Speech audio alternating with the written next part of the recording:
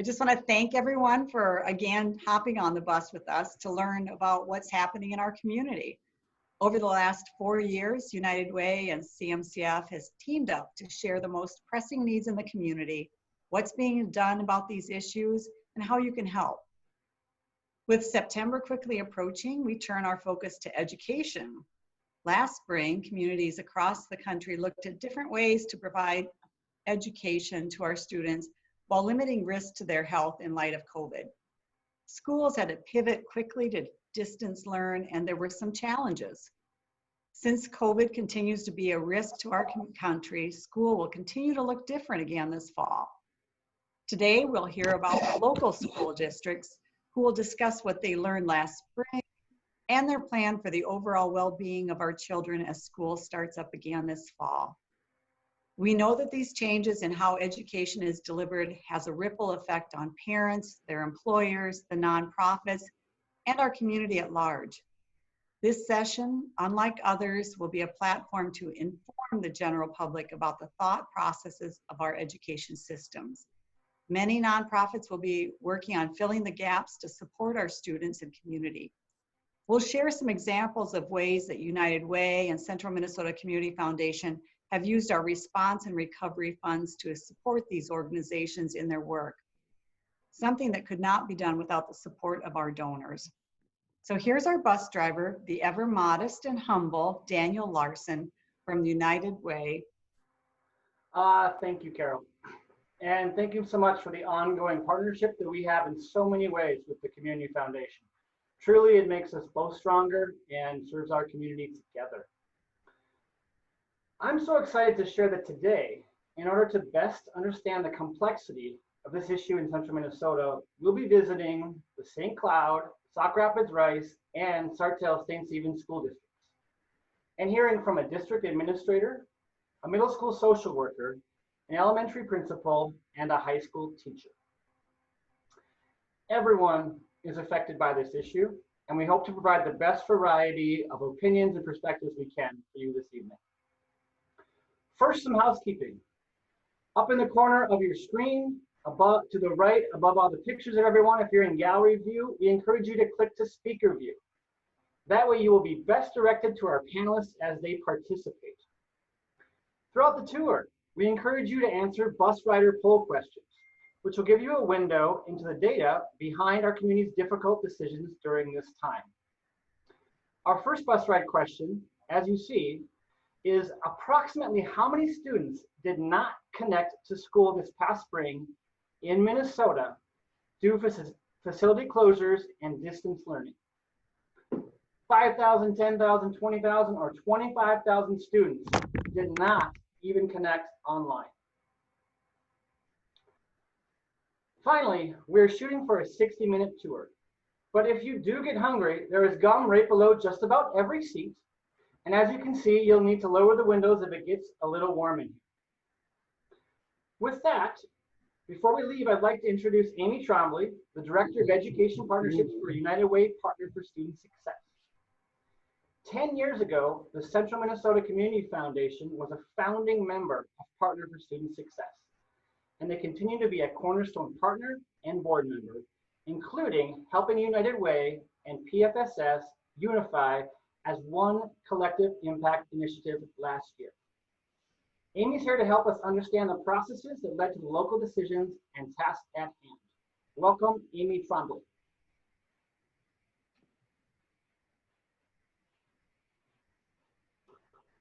Thanks for the reminder, Daniel. I'll put my gum down here. And to Carol too, as many of you know, Governor Walz, Lieutenant Governor Peggy Flanagan, and the Minnesota Department of Health and Education announced a safe return to school plan on July 30th that takes localized, data-driven approaches to the next school year to help students learn safely. Now, and this applies to school districts and charter schools under 3 models: an in-person model, a distance learning model, or a hybrid model. And the determination will be announced by your local school district, or already has. In person looks very much like it has in the past, with the addition of masks, PPE, monitoring for illness, and discontinuing of large gatherings. That hybrid model is operating at a 50% facility capacity includes social distancing and school transportation concerns. And then the distance learning model, all students will be learning from home in that model. And all students have the choice and opportunity to pick a distance learning model should they choose to, based on safety and health issues. So with all of that in mind and the announcement, the school district sprung into action to help make a plan based on their community needs. So the Department of Education and Education and Health will work together with school districts and health professionals to provide a different option and a potential shift between models throughout the year. Each district plan is going to look different based on their community's need. And because of the connectivity of Greater St. Cloud, please be sure to pay attention to all of the district's models and how they impact the world in which you live. So hopefully that provides a broad enough overview to all the uniquenesses that we'll experience over the next year. Daniel, back to you. Thank you, Amy. As you can see, our school districts haven't had much summer off. It's been a pretty busy, many years of planning packed into a couple weeks and months. And now for the correct answer to our first bus rider question. The question was approximately how many students did not connect to school this past spring? Unfortunately, the answer was 25,000. So it looks like 4 of 10 of you got that correct. I'm sorry for those of you that were more optimistic, but unfortunately in Minnesota alone, 25,000 students did not connect, and we lost them this spring. Nationally, we have heard reports of in the tens of millions of students not able to access because of technology or internet or poverty barriers. So we are facing a crisis, and today we're going to hear from some real heroes who are helping us combat that. So our first trip, Carol, is we are heading off to Waite Park, to the west side of town, and we are going to the St. Cloud District 742 administration offices. There we're going to meet Lacey Loken, the American Indian and Equity Program Coordinator and a long-standing champion for our students and families. Welcome, Lacey. Yes, thanks so much for being with us today, Lacey. So many organizations have had to change the way they do business due to COVID. Central Minnesota Community Foundation and United Way provided grants to nonprofits that temporarily refocused their primary mission to provide basic needs like food, housing, and household supplies to their clients. They include Promise Neighborhood, the Islamic Center, Too Much Talent, and Akira Education Center, just to name a few. As you look at how you serve your students and their families, what are the most challenging logistics and barriers the district has faced in focusing on heading back to school?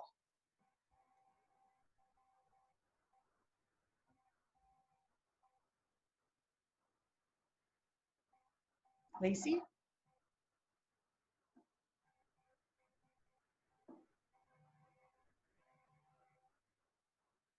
Just Okay. checking. Are we having some challenges with Lacey? Yep.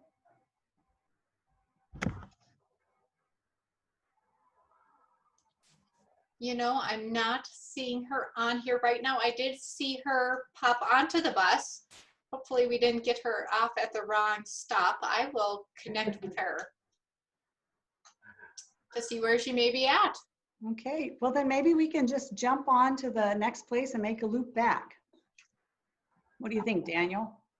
Well, Carol, there are a lot of disadvantages to a virtual bus tour, but one of them is how quickly we can pivot.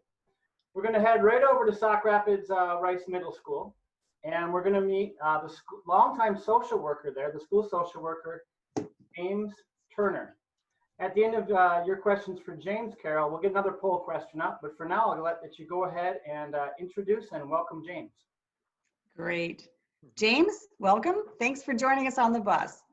We understand that with all the necessary changes in the way we do things, it's created a lot of emotional and mental stress for many people.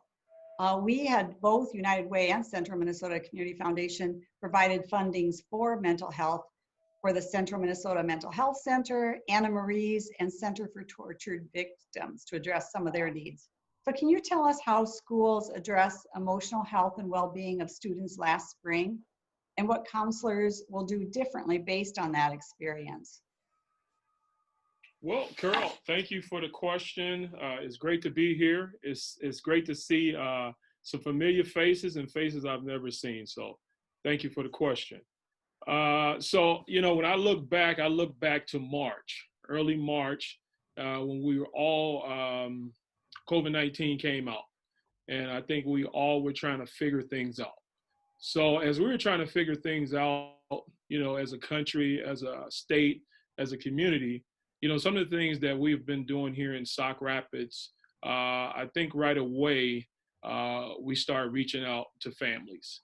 So some of the things we try to put in place was, who are some of our vulnerable kids that, need that support, that, it's a reason when they come to school, we check in with them. So we thought it was important that we check in with them, by phone, by Zoom, and also, we did make some home visits. So that was first and foremost.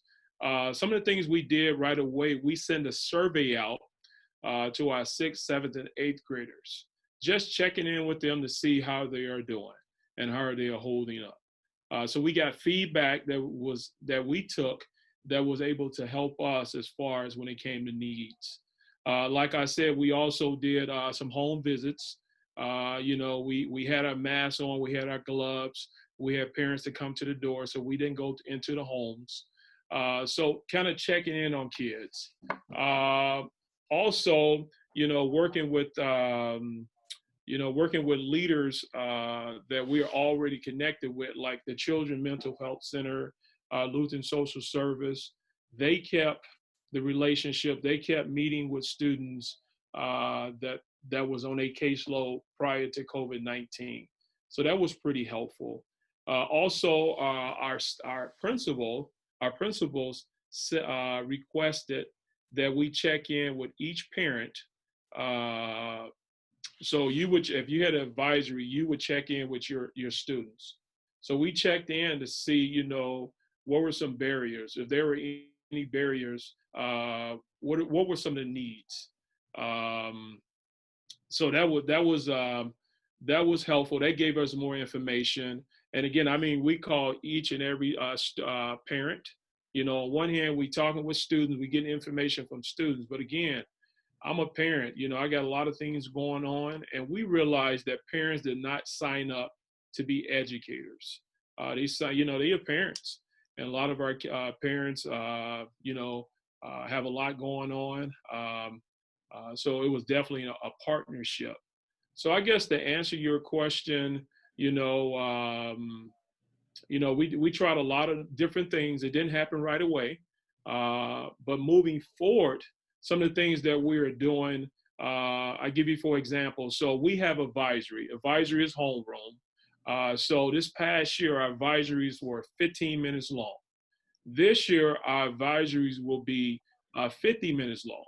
So we are talking about checking in with each and every student in the beginning of the school day. And we are talking about checking in with social, emotional health. We are talking about,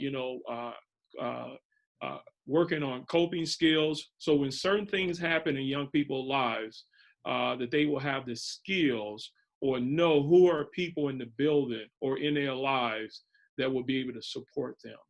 A lot of our kids just don't have them skills. Again, we are talking about 11, 12, and 13-year-olds. This is intentional. Again, last year when we did our advisory, it was more for attendance. Kids come in, we check in, do attendance. But we say, we need to do a little bit more in this area. So it's definitely been a team effort. It's, again, we have 3 counselors here. We have, Lutheran Social Service. That person is here she's here every day of the week. We have Central Minnesota. That person here is a couple days a week.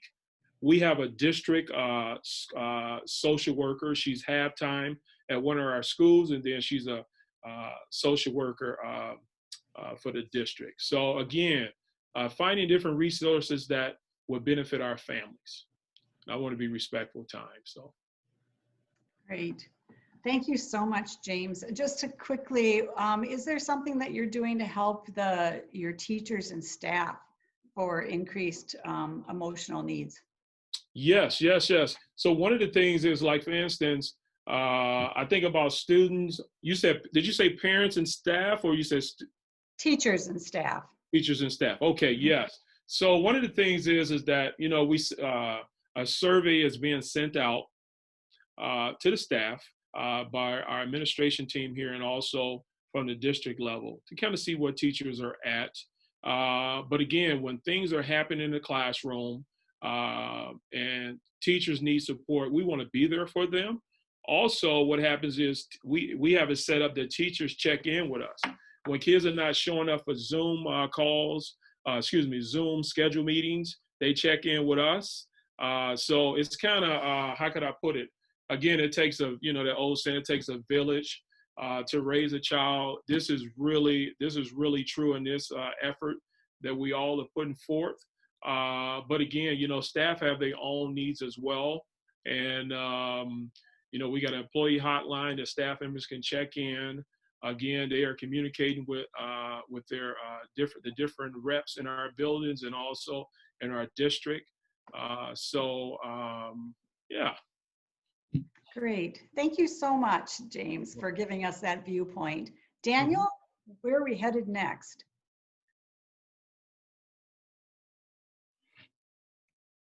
Head back to the district offices in St. Cloud and talk to Lacey. But before that, for those of you causing a stir in the back of the bus, James has been serving our community for a long time, and there's no reason to get upset about his Packers paraphernalia in his office there, okay? He's a great social worker and a friend of the kids in Central Minnesota.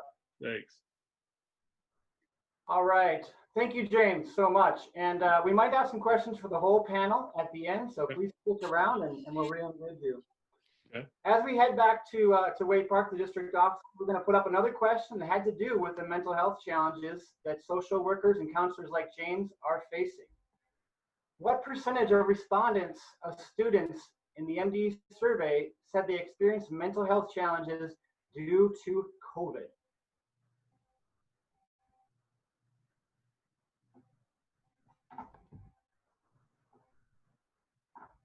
Okay, Amy, I think we can show the response and the answer.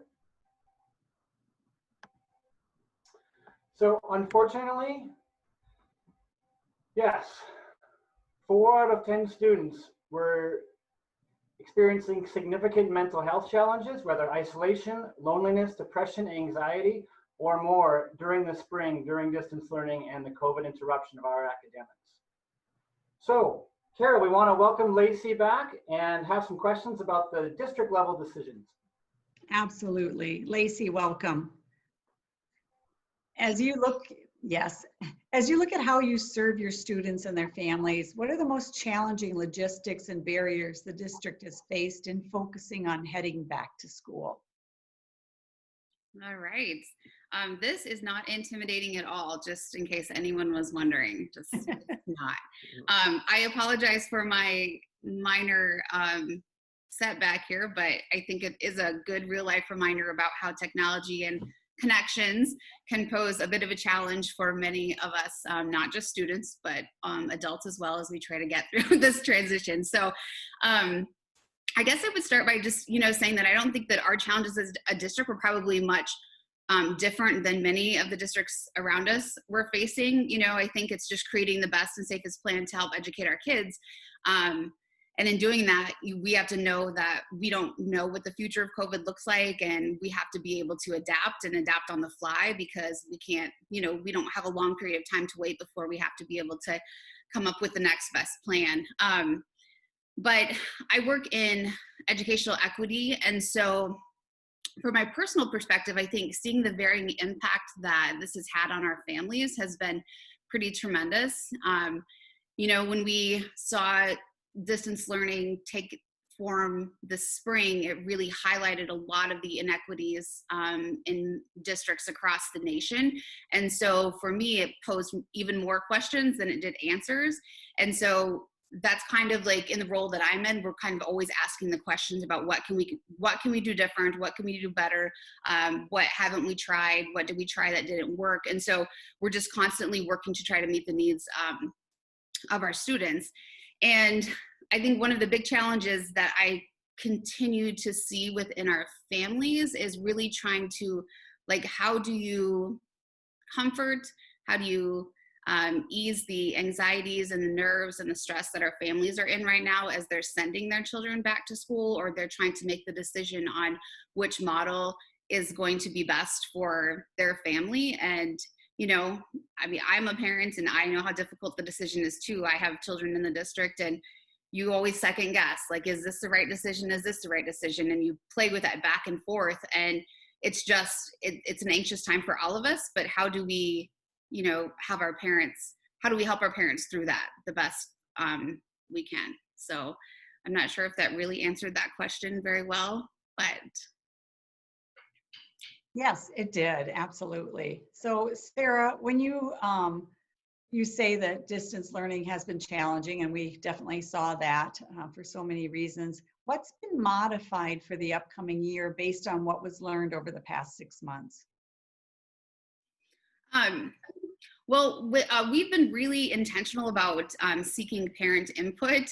And I will say that I've been in a couple of meetings with other equity departments through districts across the state. And our district has really come through in a lot of really great ways and put equity on the forefront of, you know, the work that we're trying to do. But, you know, along with some of the other districts, we did a lot of surveys. For the surveys that we didn't maybe get the response that we liked, or wasn't really reflective of our entire demographic, we made personal phone calls to families. We've had town hall meetings, just any way that we could think of to gain the input from parent perspective, because we want to know, you know, comfort level on what their thoughts were, what their concerns were, what their hopes are. And so we really took all of that information, and that went into all of the core planning. So the administration team used a lot of that when they created the models.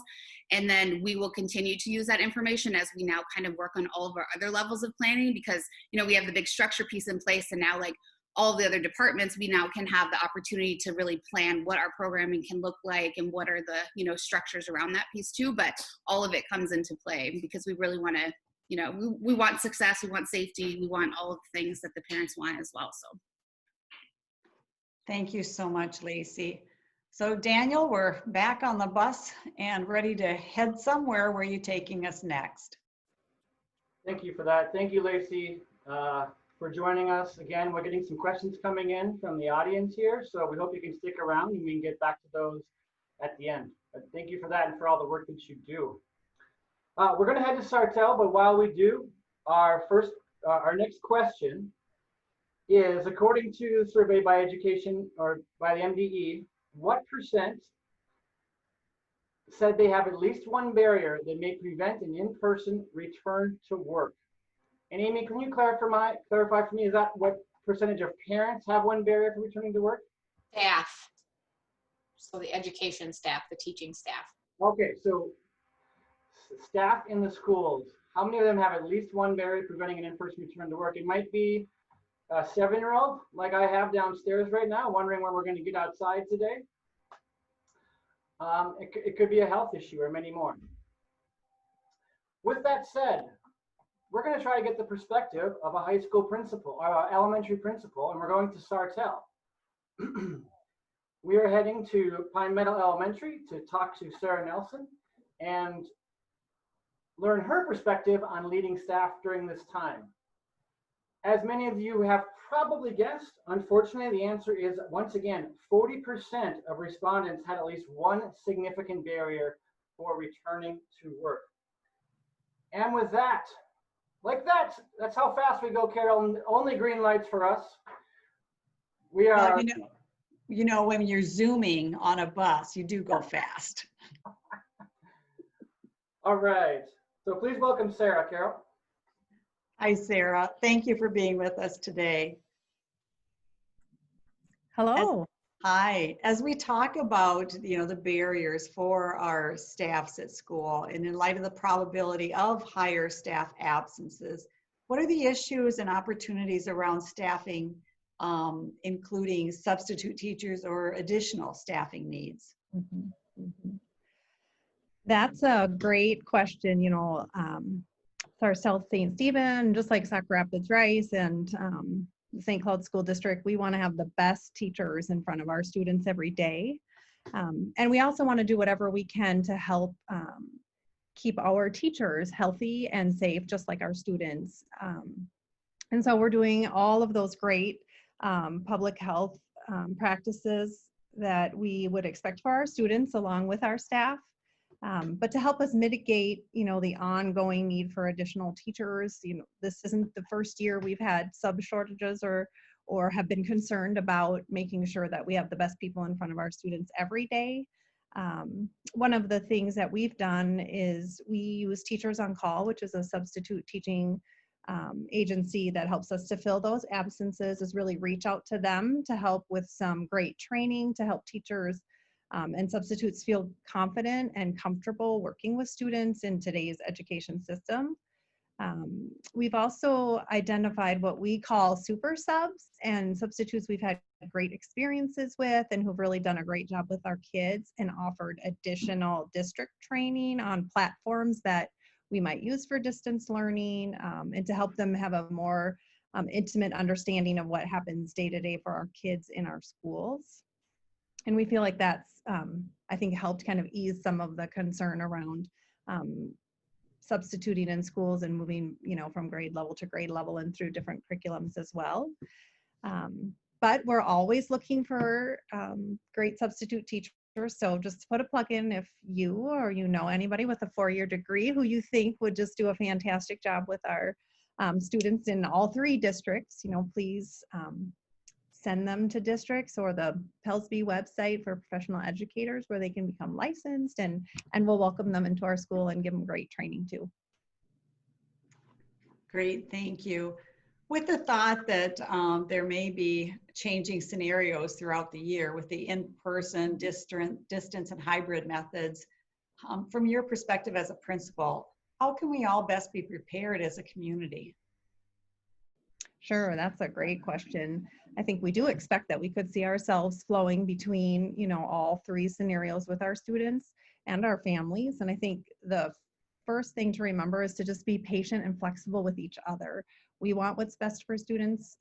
As a parent, I want what's best for my kids, and I know all of our families across the 3 districts do too. So I think just, focusing on really positive intent from people that we're working to do the best that we can for our kids and our families.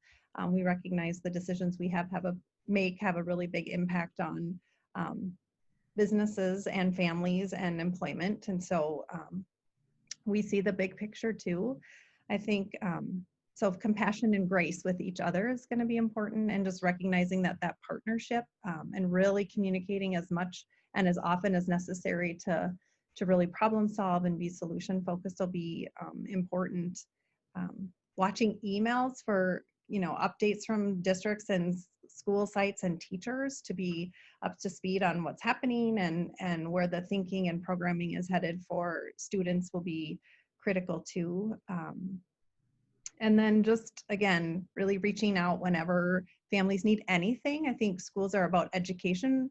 Reading and math are great and important, but that social emotional component is so important. And then just if we need, families need resources or connections to community agencies, we can do that too. And we're happy to help in any way that we can.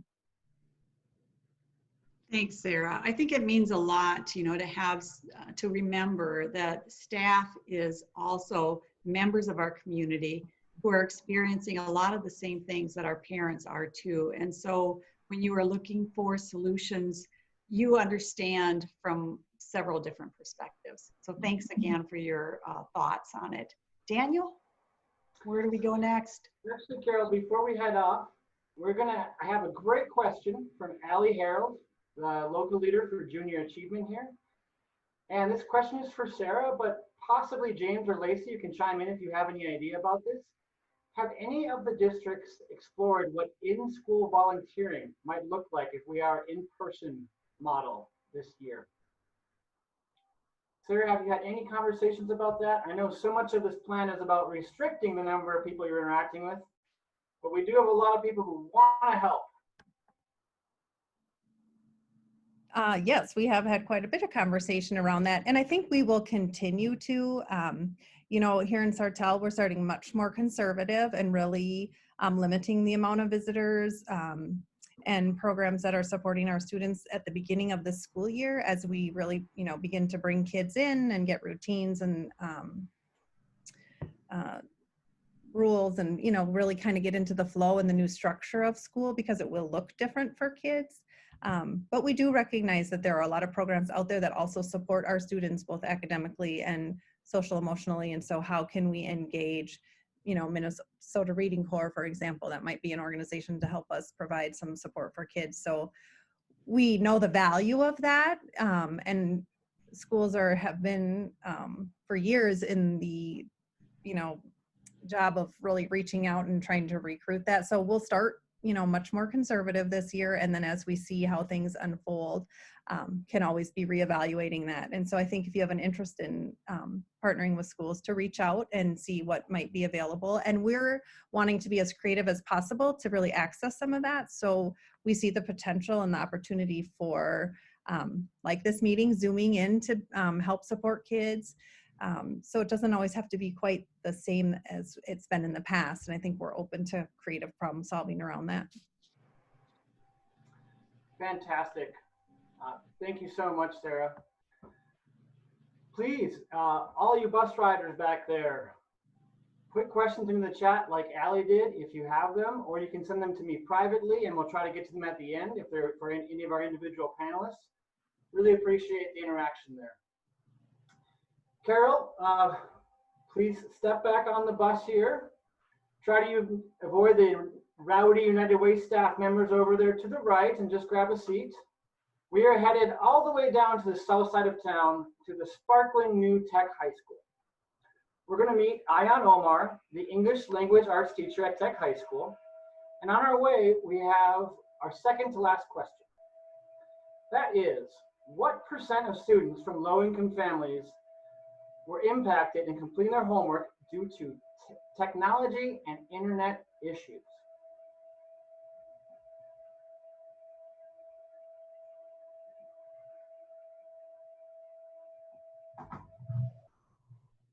Okay, it looks like we've got most responses in. And as Amy's going to show you here, unfortunately, we have learned very early on, not surprisingly, that though we all might be in the same storm of COVID-19, we are not at all in the same boat.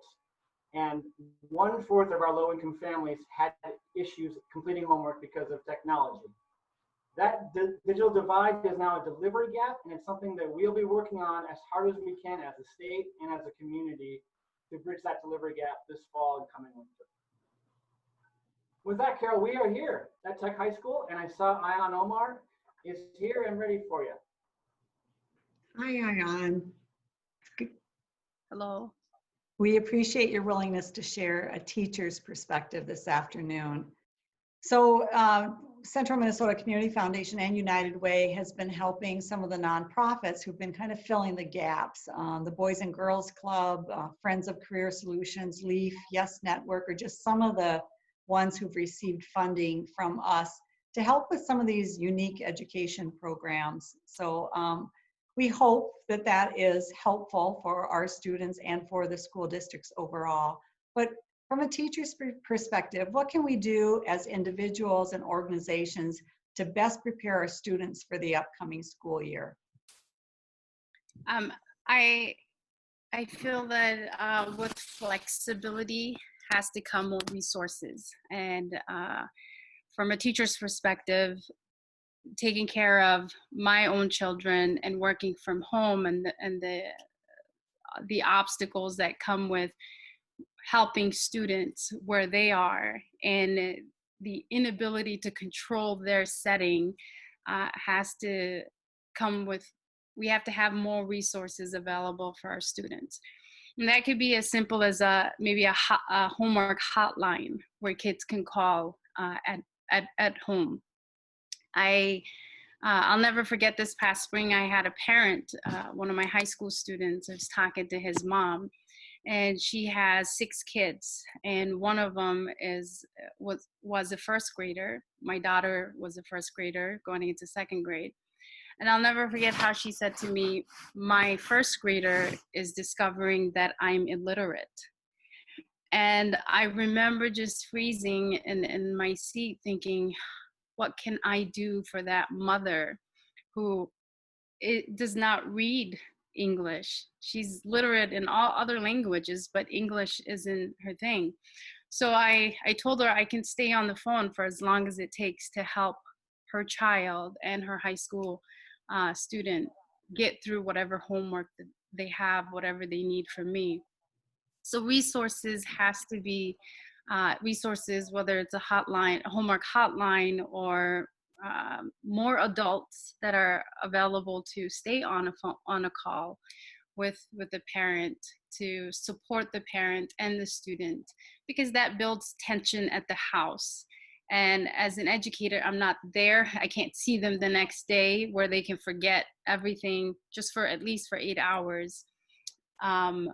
We have to think outside the box as much as we can to provide that support as often as we can. Thank you. It's a big job. So how are staff feeling about their own health as well as their students and families versus the learning and socialization disadvantages of distance learning? It's very layered in so many different ways, aspects. Like, again, the anxiety of not knowing what to expect itself, the anxiety that comes with flexibility too, not and just not being able to teach, right? I went into the education. I wanted to be a language arts teacher because I'm passionate about literacy and literature, analyzing literature. But with the pandemic, I can't just teach. I can't teach literature. I have to be flexible. I have to put my own personal anxieties aside, and I'm always thinking about 124 other kids. An assignment is not turned in now becomes not because the student didn't have the material. It's about access. It's about home life. It's about social, emotional. The layers that we're peeling back as teachers, all the things that we have to consider brings me anxiety, because now I'm playing the guessing game. But understanding that we're all in this together and doing the best we can by supporting the emotional and the mental health of the student is always a priority for us. Thank you for everything that you do, Ayan, and all of the teachers. So Daniel, back to you. Yeah, kind of a 2-part question for Ayan before we have some questions for all of our panelists. Ayan, you addressed this as a little bit, but we are curious from a district level, is there anything that the districts are able to offer this fall compared to the spring as far as helping parents who do have that language barrier? Secondly, I was just wondering, we had a great question come in. What are you hearing from students about their transition back, that anxiety level that we had this spring? What kind of pulse do you have of their expectations now that some of the plans have been released? To answer your first question, what can the district offer that I was not available this spring because everything happened so suddenly? I would really like the district to explore the concept of a phone tree. A lot of the parents, because accessing online, as we see here, the system isn't always working on our behalf, but that human contact, that human connection, that other person on the phone. I was giving my cell phone number out to kids, and I said, you can always call me, you can always text me. I would be on the phone with kids like 9 o'clock at night, because that's when they were off work, that's when they could sit down to do their writing assignment. It would be awesome if the district can explore the option of having a phone tree where there's that one contact, and that one contact then is responsible contacting the next person, and then the next person, and that parent will always receive a human connection, human contact, rather than being inundated with emails or having to answer survey. At the end of the day, in a pandemic or any type of chaos, we long for that human connection, that human contact.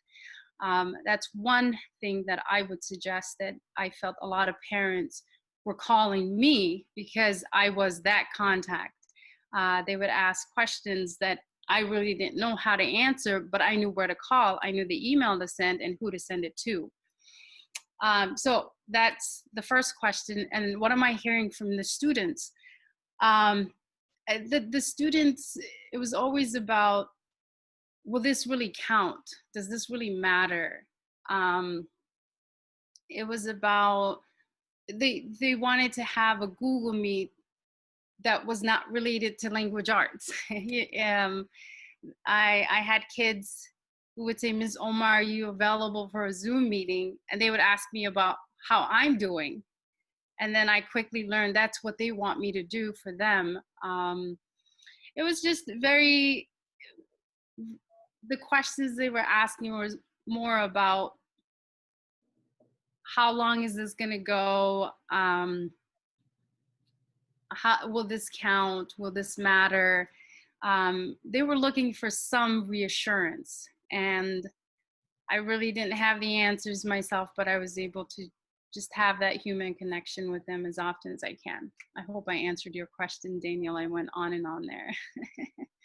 I appreciate you showing your passion and your support, and how much grace you're giving these students during this time, because I think we're all trying to remind ourselves every day, no matter how stressed we get with each other at work or in the home, that we need a lot of grace for this time. Thank you for all you do, Ayan. I'm going to read one more poll question, and then Carol, I sent you a question for all of our panelists, and then we'll have one final question. And our last poll question, Amy, if you can put it up, is simply, which of the following statements are true? Carol, as we travel across these districts, I'm reminded about the size of Greater St. Cloud and how lucky we are, because we have big problems here, but we are such a connected community, as Pastor James Albert said many years ago, that we're small enough to solve a lot of them, to have so many of the great people working on them. And I know in my experience, I've been such a privilege to know that we might be in a storm, we may not have a map, but we have great people trying and rowing and leading right now, or whatever bad metaphor you want to put out there. We have great leaders who care a lot, and I think that's showing up today. Absolutely. I think we're very fortunate in the fact that, you know, not only do we have dedicated employees at the school and leaders, we have parents who are stepping up, students who are anxious to learn, nonprofits that are willing to fill the gap, and donors that are there to support those nonprofits and do whatever else they can. So, you know, to have a community that wants to give back like we have, we're just so lucky. Thank you, Carol.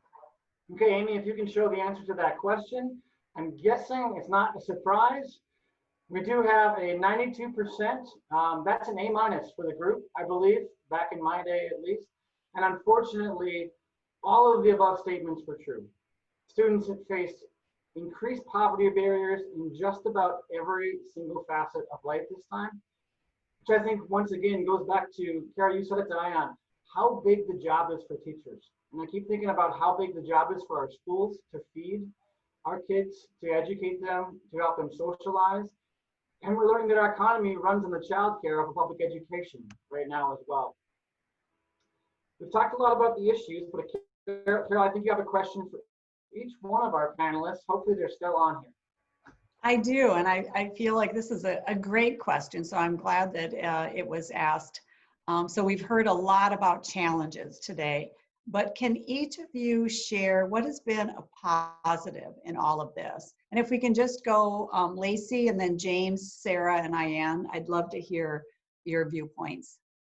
So Lacey? All right. I was just thinking about this the other day. Actually, we had a little group discussion within our department. But for me, one of the things that I've just been like overwhelmed with is our ability to just do what we need to do. And I think that a lot of times, like we think that we'll do, like, insane situation comes up, we're like, oh yeah, I know how I'm going to react. But in this time that came up, we didn't really know what to do, but we knew we had to do something. And it was really beautiful to see everybody just rise up together and say, what can I do? Tell me, and just get to it. And so it was really like the potential within our teams was really highlighted. And for me, it was just fantastic to watch happen. So definitely a positive. That's great. Thanks. James, what about you? Get unmuted. There we go. When I think about conversations that are taking place around here, I want to say that, you know, our staff members are thoroughly missing our kids. To do this work and to not have kids in front of us has been really tough. But we are all waiting for our kiddos to come back in. A couple things I want to add. One thing I want to add is that I see a different appreciation for staff, for teachers, for educators from parents. That has been really nice to see. Another thing that I've picked up on is that with kids being home so much, they are having time to spend with their parents. So with the busy parents that are, you know, working and different things like that, to be home, I'm just hearing more kids that I work with are very appreciative of having just different conversations with their parents that they didn't have in the past. Great, thank you. Sarah? Mhm. Yeah, thank you. So I think I agree with both James and Lacey for sure. And I think, you know, one of the other neat things that, if neat is even a word to use in the circumstance, is that the districts have worked together to really share ideas and thoughts and opportunities that they found to support their students and families and staff. And so, you know, recognizing that we're all in it together across the 3 districts, and then just that increasing partnership and working together, that interdependence that we know we have with our families, and seeing that as an opportunity to partner even more in new and different ways. Sometimes a challenge brings out creativity, and I think we've seen a lot of that. Great. And Ayan, would you share? Yeah, a positive for me is learning just how collective education truly is. I found myself emailing math teachers that I otherwise in the building would not have reached out to inquire about a student. How I'm always in touch and contact with the district administration. It goes back to that partnership concept, how I'm on the phone with parents just to inquire about how their kids are doing, where in the classroom in a controlled setting, I take that for granted. I've just really spotlighted what a collective effort education truly is for me. Great. Daniel, we've got a little bit more time, especially as we're heading back. So is there another question that you want to share? Yeah, actually, Carol, that question reminded me of a conversation I had just last week with Sandra Samuels, who's the president of the Northside Achievement Zone in North Minneapolis. And she said it is scary how much we're seeing the inequities exacerbated by COVID. Students that fall behind during the summer for lack of engagement are having a longer summer, and we're scared about that. The digital divide and technology divide is scary. However, she pointed out that the small class sizes that we may be required to have during this is something we've needed in education forever. It's something that every teacher has asked for. And in addition to that, these teachers seeing a window in their students' homes is also is helping build relationships. Teachers are making mistakes. They're asking students to turn down or go to a different room when a student might live in a studio apartment. They're asking them to go outside and draw an art piece of paper, take chalk and go outside and do a big art project on the sidewalk. And parents are saying, we don't have a sidewalk and we don't have chalk. So unfortunately, some of the real negatives have brought us closer during this really important time during COVID and this important time as a social justice movement in our nation. And as negative as those are, that gives me some positive hope too. With that, Carol, one last question for our panelists is, we have such a caring, giving, interested community on the screen today. I've seen great things in the chat about trying to create volunteer opportunities that are virtual or peer mentoring or homework online. We heard great ideas from our panelists. But for each of you panelists, again, going Lacey, James, Sarah, and Ayan, what can parents, families, what can those of us in the community do right now to support the kids and their education this year?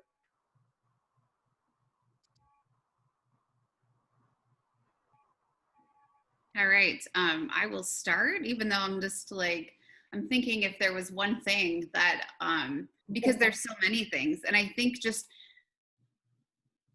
for me, it always comes down to just the constant level of support that we can provide our students and families and each other, because I think, you know, our center is always our students and we love them and that is our primary focus, but we also have to remember that as adults and as colleagues and as community partners, we all have a, you know, we're united in a common struggle and we all have hard days. And I think it's not only how do we take care of our kids, but how do we take care of one another as we move forward into the fall and whatever is beyond that. And I think we have to just really be mindful and have patience and support and understanding and know that sometimes we're going to have to reach out and ask people what they need, that people aren't always going to come to us and say, I need this. So just those constant check-ins, I would say, would be crucial.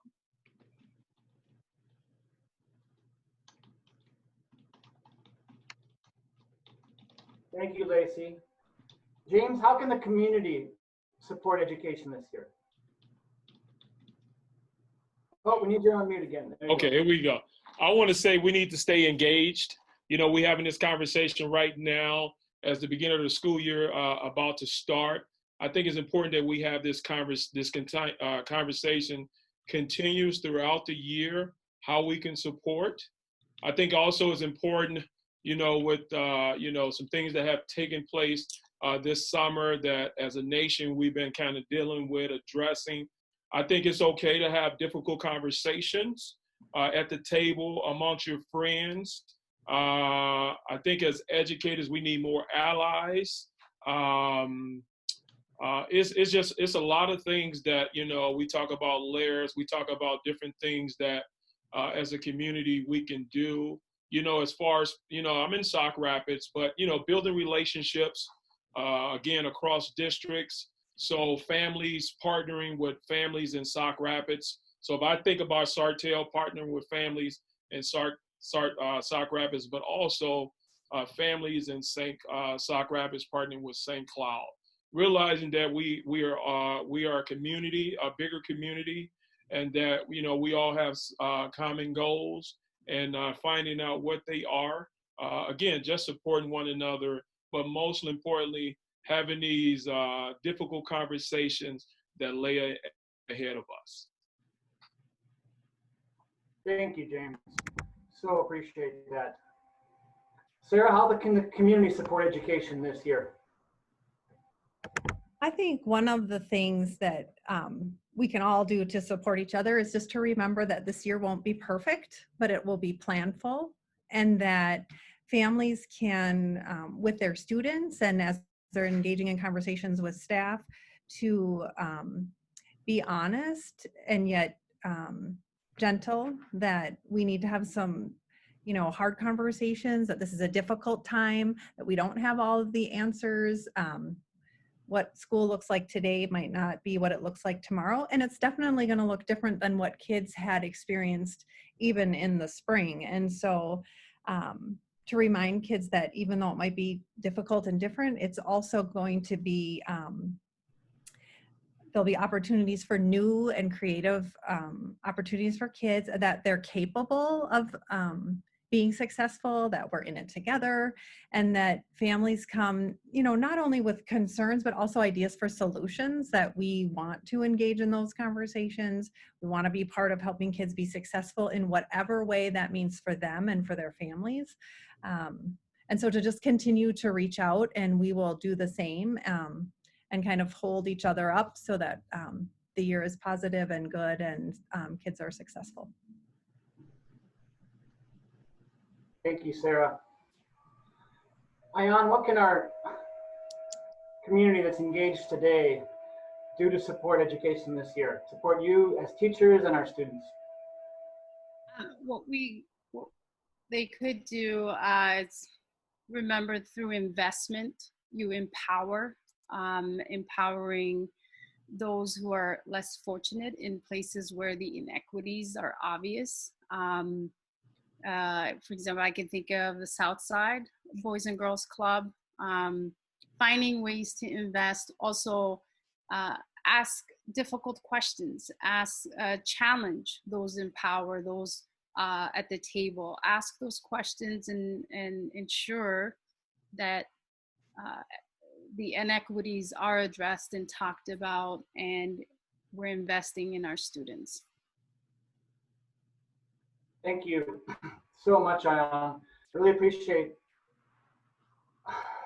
you helping us not have our focus totally on the pandemic, because we have a much longer ongoing racism epidemic.